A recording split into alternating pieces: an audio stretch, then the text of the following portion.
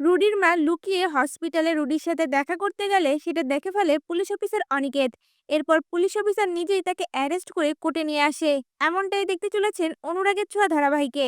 Police officer Aniket হসপিটালে আসার পরে দীপার কথা ভাবতে থাকে। দীপা তার কিভাবে প্রাণটা বাঁচিয়েছে, আর কোনো যেন সেই মহিলা কাউকে খুন করতে পারে না, এইসব বিষয় নিয়ে ভাবতে থাকে। এরপর পুলিশ অফিসার অনিকেত মনে মনে বলতে থাকে, এই কেসের আসল সত্যিটা আমাকে জানতে হবে। আমি 100% শিওর দীপা সেনগুপ্ত ছেলেটিকে মারেনি। এদিকে দেখা যায় রুডির মা কুন্তলা চাদর গায়ে দিয়ে হসপিটালে কারো সাথে দেখা করতে আসে।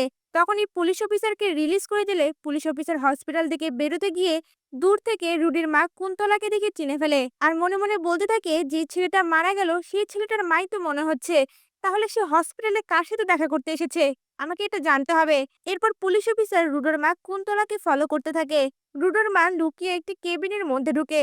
তখন পুলিশ অফিসারও সেই কেবিনের বাইরে আসে, আর সেই কেবিনের ভেতরে কে আছে সেটা দেখার জন্য লুকিয়ে লুকিয়ে নিজেও সেই কেবিনে ঢুকে পড়ে।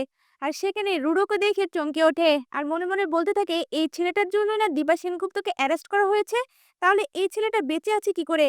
এদিকে রুডো তার মার কাছে দীপার খবর জানতে চায়। তখন রুডোর মা কুন্তলা হেসে হেসে বলতে থাকে, তোকে মার্ডার করার দায়ে এবার দীপা সেনগুপ্তর ফাঁসি হবে, সেনগুপ্ত পরিবার পুরোপুরি শেষ হয়ে যাবে। এটাই তো আমি চেয়েছিলাম। আর রূপাকে তুই নিজের হাতে শাস্তি দিবি, এই জন্যই তো আমি মর্গে শর্ট সার্কিট করে তোকে সেখান থেকে বের করে নিয়ে এসেছি। সূর্য সেনগুপ্ত তোর চেক আপ করেছিল ঠিকই, কিন্তু সে ঘাবড়ে যাওয়ার কারণে বুঝতেই পারিনি তুই অজ্ঞান হয়ে গেছিস। আর তুই যখন নিজেই আমাকে ফোন করে জানালি তুই সুস্থ আছিস, সেখান থেকে বের করে নিয়ে আসার দায়িত্ব তো আমারই।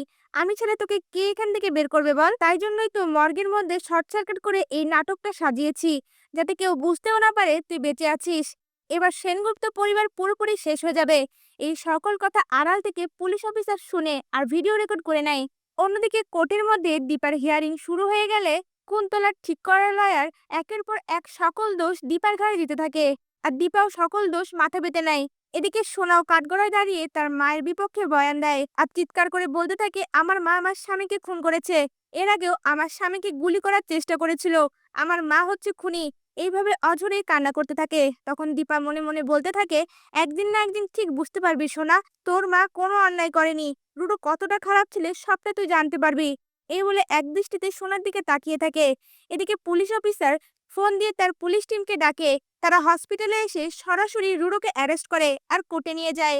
রুডোকে কোর্টে হাজির করার পরে রুডো বেঁচে আছে এটা দেখার পরে সবাই অবাক হয়ে যায়। সূর্য তখন বলে ওঠে, আমি নিজে চেক আপ করেছি, রুডো কি করে বেঁচে আছে, আমি তো দেখলাম সে মারা গিয়েছিল।